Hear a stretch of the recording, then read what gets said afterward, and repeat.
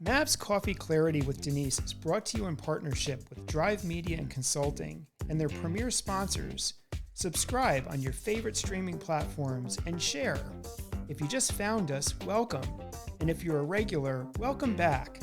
Denise DiGrigoli has spent her life in the creative industries as an entrepreneur, helping people transform their visions into thriving businesses, working with individuals and teams to find their purpose and live their life vibrantly.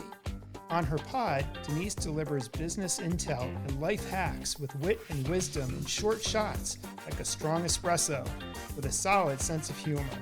Enjoy this episode of Mav's Coffee Clarity, and here's Mav. Welcome, my friends. You are on Mav's Coffee Clarity with Denise. We're a weekly show where we spill the beans on business intel and life hack designed to move you forward in work, love, and life. And come on, who doesn't need that? I film out of my Berkshire, Mass studio where I am today, or my Fairfield County studio. We go remote to your location and we go via Zoom. Find out more about me and my creative services on DeniseDiGrigoli.com. So every other week, I interview fascinating people from all walks of life that have these incredible stories and journeys to share, infuse stories with humor, and then every other week it's me, like today. It's a short shot with Mav. And the behind the scenes thoughts of Mav's Coffee Clarity is, number one, I love coffee. I've left it over there, so I don't have it on my table here, but I think I've had enough coffees for today. Some of the most profound conversations and collaborations I've ever had was over a cup of coffee. Growing up here in the Berkshires, we would go to my grandmother's house on a Sunday for a coffee. My cousins would show up. We'd be brewing a pot of coffee. We'd be talking about what we were all doing and life's events. On the way home, we'd probably hit a Dunkin' and have another coffee. We'd get in the house and have yet another coffee before we went to bed. I don't know. Coffee's it's just integrated into my life. I know. My doctors told me, Denise, you've got to peel it back from 8 coffees a day to 2. I'm working on it, my friends. I'm going to do a blend of Ticino, which is a fabulous herbal product you can mix with your coffee. Okay. But why coffee and Mav? Well, Mav, everybody's had a Mav moment, a maverick moment, whether you've been a maverick for a minute, a moment, or a lifetime. We all have great wisdom to share. And I don't mean rogue opinions. One thing on Mav's Coffee Clarity I do not care for is when we say should. You should do this. Should erodes confidence. And who are we shoulding on? We should not should on ourselves, and we should not should on others. No shoulding. And if you listen to any of my other short shots, you know that I do not like the word but. As in but, I like to swap it wherever possible with yet. Isn't that more of a door opener and a confidence builder? I may not be able to do that today, but I hope I'll do it tomorrow. Try this. I may not be able to do that today, yet I'll probably be able to do it tomorrow. I don't know. So we get a lot of Ask Mav questions, and through the Denise DiGrigoli website, where you can write in, and I've spent a lot of time as an entrepreneur in my lifetime coaching people and helping them develop their businesses, their streams of revenue, their teams, and their communication. So I guess you'd call me a strategic conversationalist. I do love to talk. I can roll out of bed at 6 a.m. and call my aunt or my cousin or basically anyone I know and start gibby-gabbing about important things, not gossiping. Anyways, in the pursuit of happiness, we had a question that said, I don't know how you can just talk so much off the cuff. It seems so easy. I lack confidence. I have a big presentation coming up that I've never embarked on before, where I'm revealing some of my new art and products. And I need to speak to a very international audience, and I'm nervous. So I want to just spend a little time on confidence. For me, I'm a firm believer that confidence ebbs and flows based on the situation. You could be walking into a new environment. Let's say you're going to college for the first time. Clearly, you might feel nervous. You might be on an executive panel in an international venue, and you've got a lot to live up to, not only with your company, but the panel experts that are with you. You might have to go into a challenging deposition. You might have to launch a new product. You might have to go on video. I can tell you there's certain days that I'm much more confident about going on video than others. The other night, the alarms went off, the smoke alarms went off at our house. It was like every electrical wire in the house was chirping into the smoke alarms, and they were all screaming, carbon monoxide, carbon monoxide.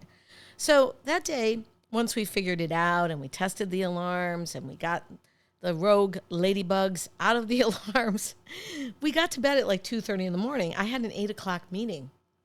Needless to say, I felt, even though I was prepared, my confidence was down. Why? I was tired. I didn't feel like I looked the way I wanted to look. And that created those sort of monkey mind chatters of those goblins that say, oh, you're not good enough. You didn't do this. You didn't sleep enough, blah, blah, blah. So little things can erode our confidence. I guess the important thing to do is develop a resting rate of confidence.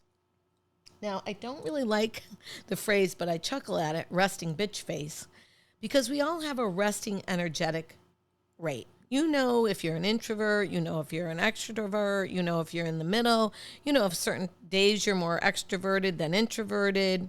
I mean, I'm also not a fan of labels. However, notice I didn't say but. I think it's really important to understand your resting rate, your energetic resting rate is something you operate with every day. I tend to be a very energetic person. I just said I'm talking. I'm jumping out of bed. I'm talking at 6 a.m. And basically I can talk straight through to 11. I don't know if that's a blessing or a curse. But my point is, whatever my resting rate is me. And whatever your resting rate is you. And for this particular event, maybe you're launching this new international conversation. You need to change whatever it is in your resting rate so you feel more confident. Now, confidence starts very early in life, right? We learn like, oh, boys wear blue and girls wear pink, and you can speak now, but you can't speak then, and you didn't get picked for dodgeball. So there's a lot of that circulates. And that can be very confident building or not, depending on each individual person. And there could be days that, you've gotten over something. And when you've gotten over something, that built confidence. Like in the case of, I was practicing Italian. I actually speak more Spanish than I speak Italian, even though I'm of Italian heritage. But we were going to Italy, so I wanted to up my game. And I wanted to be able to speak, I won't say fluently, but I wanted to speak more Italian than English. So I had practiced the 3 months prior. Every time I had a little break, I read a little something in Italian. But like anything, once you're immersed in it, you probably become a little bit better at it, right? You can read a recipe, but until you cook it, there's some trials and errors there. So once we got to Italy, I started practicing. I fumbled, but I smiled, right? And when I smiled, most of the time, the people were willing to help, and I backed it up with using my phone in translation, and then I practiced. Once I started to get the hang of it, and I was swinging some regular sentences in Italian, beyond come stai, I felt confident, and I tried it a little bit further. And at one point, I had to have these stitches removed in Italy. I had fallen on ice. I don't know if you're on the podcast, you can't see, but if you go to YouTube, you'll see it. So I had fallen on ice, and I needed 16 lovely stitches the week before we went to Italy. Not very confident building.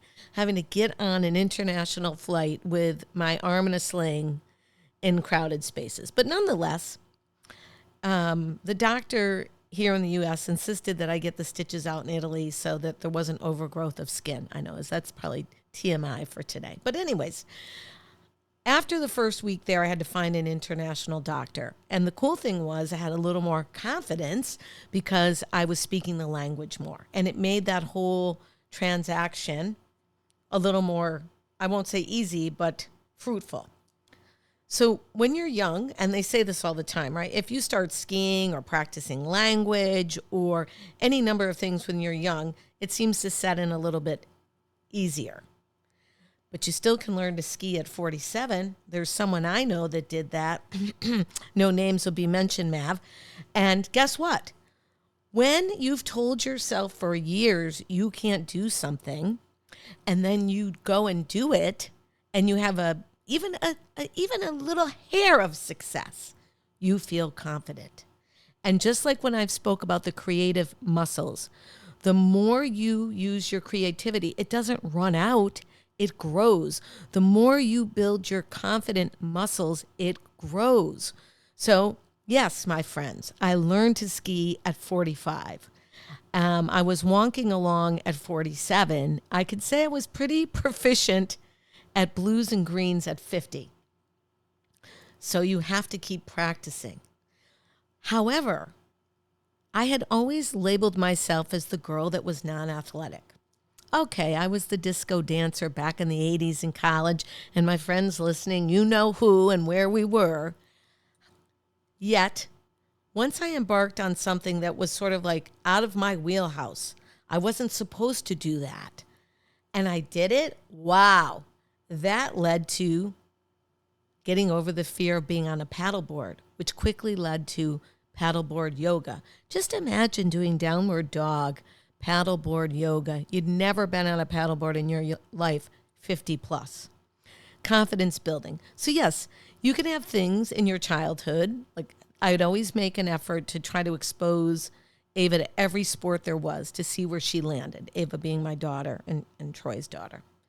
Yes, we had her together. Anyways, to see where she landed. So she wasn't force-fed, well, our family skis, you must ski.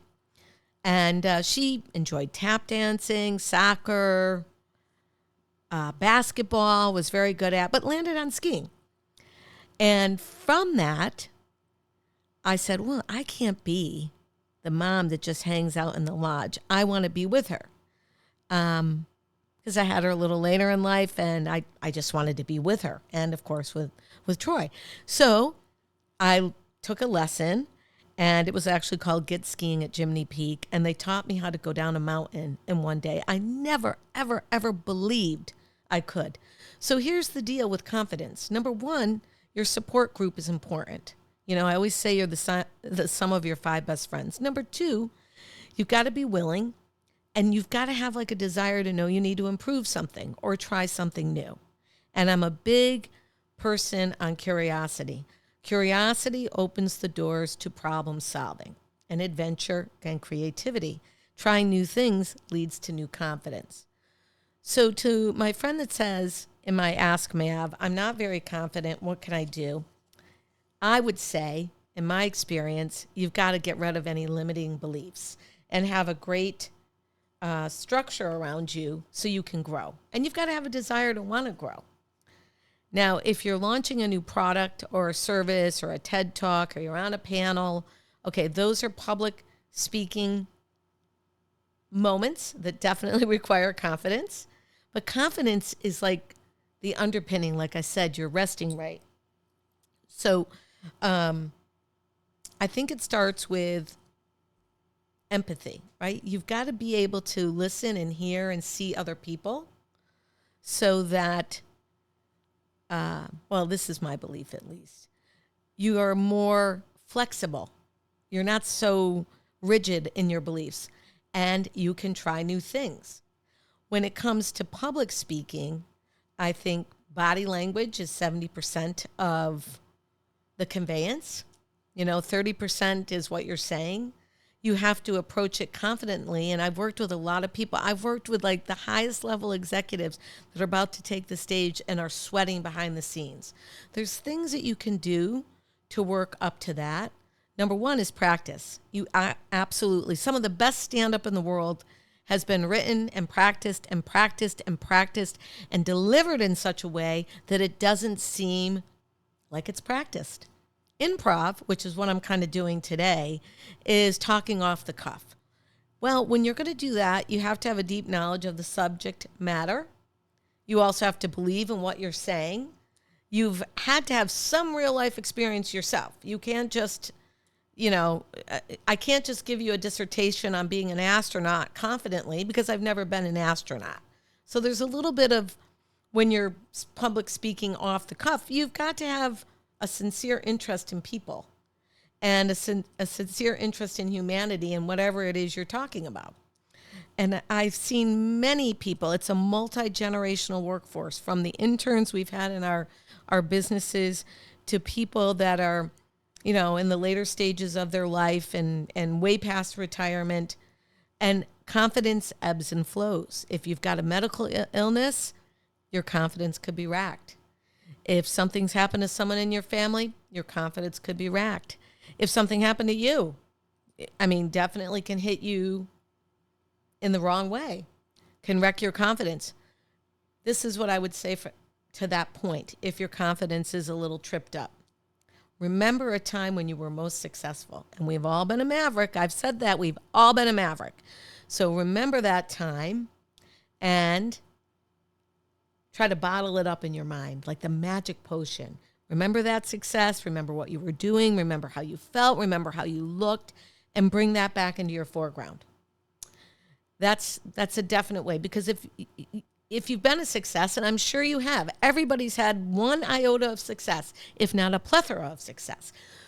Remember that. Bring it back in. And know that if you've done it once, you will do it again. Maybe there's a certain skill you need to develop. Maybe you're negotiating a gigantic RFP and it's a bazillion-dollar sale and you've never been with this team of people you're going to be working with. That requires a certain kind of confidence. Maybe you've got to deliver a really strong message to a loved one or a teammate.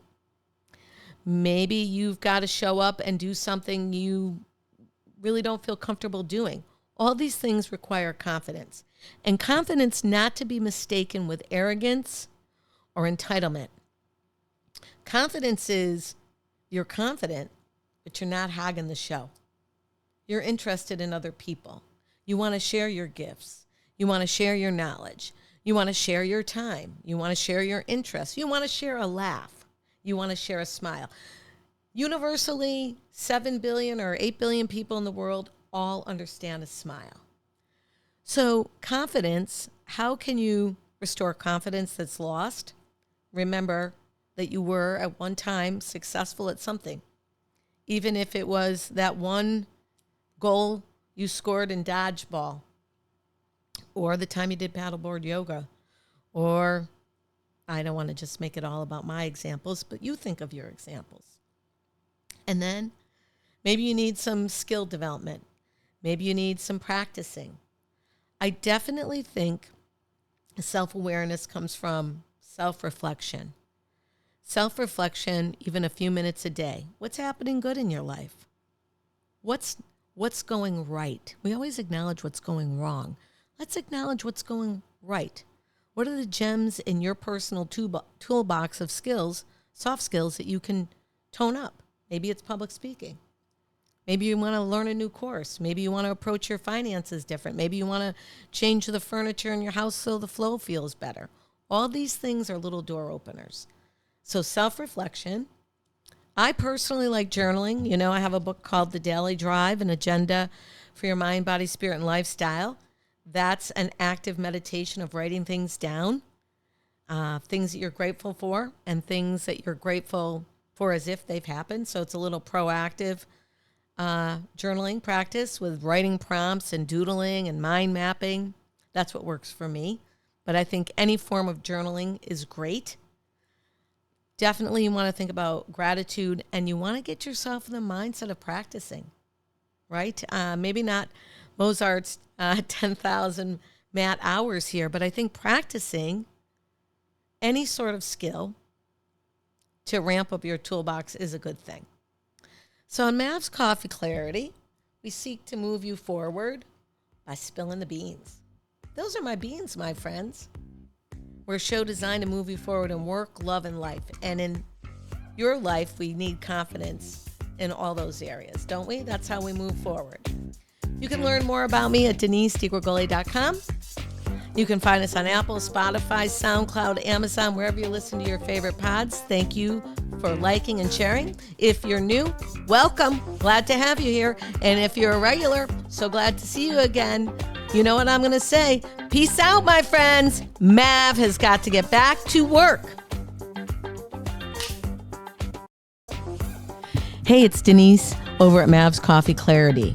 Did you know we offer an insider bi-weekly brew delivered right to your inbox? We don't spam, but listen, it's got great insider tips, life hacks, and business intel you can use, fresh ideas, creative ideas to move forward. Visit DeniseDiGregoli.com and sign up today. I promise we don't sell your data, we don't share your data, we just talk to you via your email. Peace out, my friends. Mav's got to get back to work. I hope you're listening to the Mav's Coffee Clarity with Denise. Find us wherever you listen to your favorite pods.